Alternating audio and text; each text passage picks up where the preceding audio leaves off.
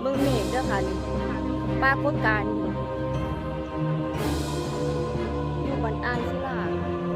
อำเภอพิบูลค่ะเมฆแบบเป็นตะอย่างค่ะบ่เคยเห็นเมฆแบบนี้มาก่อนค่ะเป็นตะอย่างเนี่ย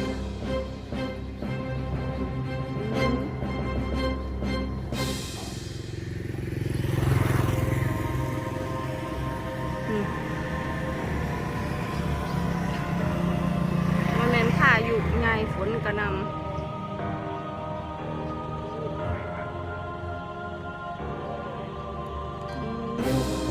ตัวนี้เป็นตะอย่างเนี่ยค่ะเป็นสูงบนกระต่ายตะอย่างเนี่ย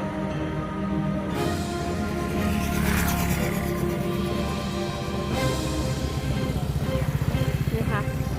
มันอ่างศิลาค่ะตำบลอ่างศิลาอำเภอพิบูลมังสาหารจังหวัดอุบลค่ะเมฆเป็นแนวนี้ค่ะเคลื่อนตัวแบบเร็วค่ะ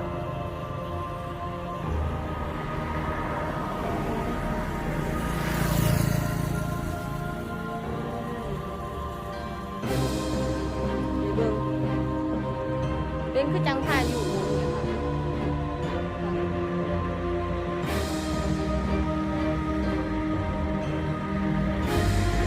เมฆเป็นสันๆแบบพายุหมุนเลยค่ะนะตรงนี้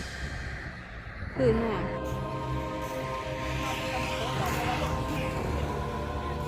เป็นตะยานแห้งเมฆคือพายุทอร์นาโดแบบพายุแบบใหญ่ๆ